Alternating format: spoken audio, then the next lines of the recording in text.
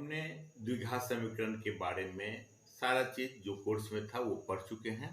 तो आज हम जो पढ़े हैं उसी को संक्षेप करके जान लेते हैं कि द्विघात समीकरण को हम संक्षेप में, कहानी को संक्षिप्त जैसे हिंदी में करते हैं तो इतने ही इस कहानी को, द्विघात समीकरण की कहानी को हम संक्षेप में जानेंगे।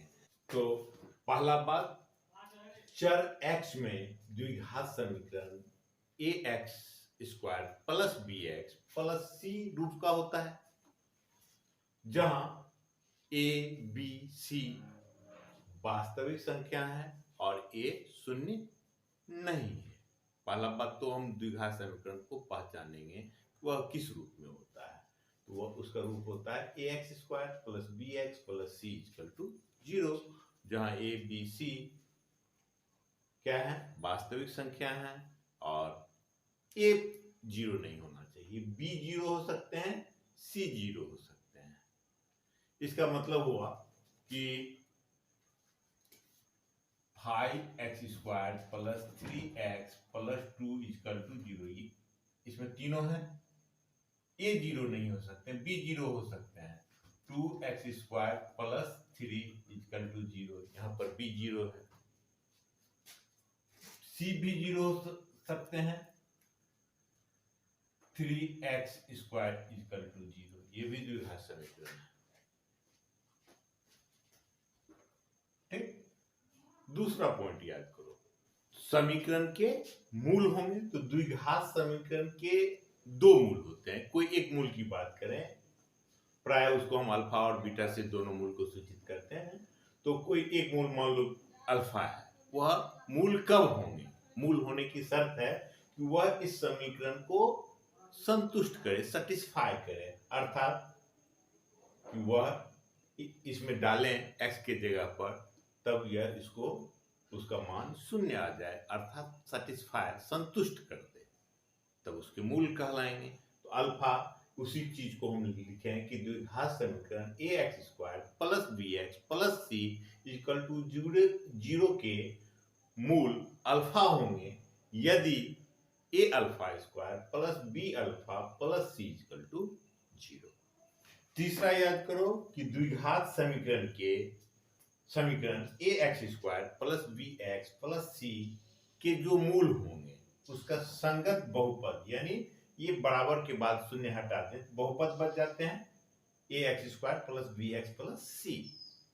तो इसका जो मूल है और इसका शून्य, बहुपद के शून्य कहलाते हैं कि जिस मान से बहुपद का, चर के जिस मान से बहुपद का मान शून्य हो जाए उसे बहुपद का हम शून्यक कहते हैं। तो इसके जो शून्यक हैं वही इस द्विघात बहुपद का हल है। तो दोनों एक समान होते हैं, यानी किसी द्विघात समीकरण का मूल और उसके संगत बहुपद का शून्यक एक ही बात।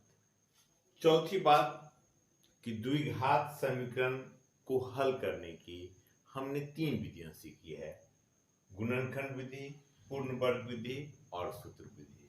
गुणनखंड विधि, ये जो स्टेटमेंट है उसी के आधार पर हमारा गुणनखंड विधि का पद्धति था कि जो द्विघात समीकरण का संगत बहुपद होगा उसका शून्य द्विघात समीकरण के हल होंगे।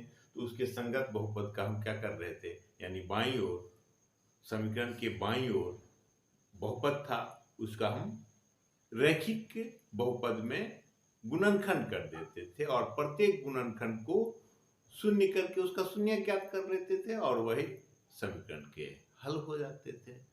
और पूर्ण वर्ग विधि दूसरा था, जिसमें हम बाईं तरफ या समीकरण को इस रूप में सजाते थे किसी भी प्रकार से, कुछ टेक्निक लगा करके, वह पूर्ण वर्ग में बदल जाता था और हमको एक आंसर दे देता था।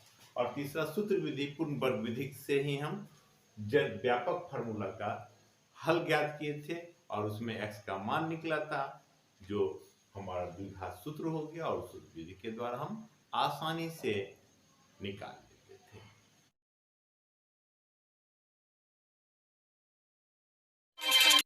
फिर हमने सीखा द्विघात सूत्र क्या होते हैं, x equal to minus B plus minus B square minus 4ac by 2a।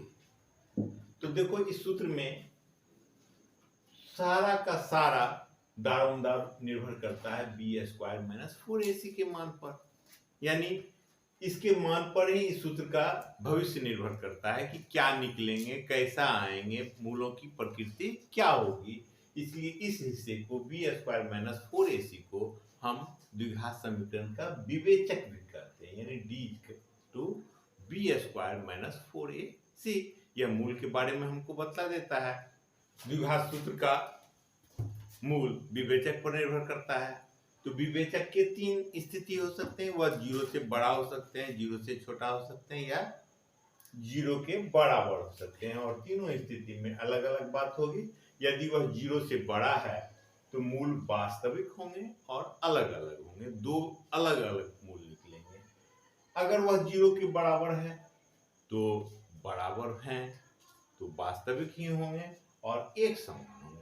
ध्यान दो, वास्तविक दोनों स्थिति में होते हैं। डी का मान जब 0 से बड़ा होता है और बराबर होता है, यानी उसका मान रूट से हम उसका वर्गमूल ज्ञात कर सकते हैं, तब वास्तविक है।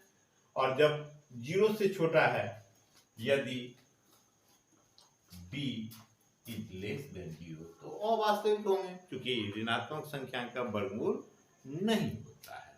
तो हमने इतनी ही बात द्विघात समीकरण के चैप्टर में सीखा, और उस पर आधारित बहुत सारे प्रश्न हैं। तो अगले वीडियो में हम कुछ महत्वपूर्ण प्रश्नों का आंसर लेकर के आएंगे।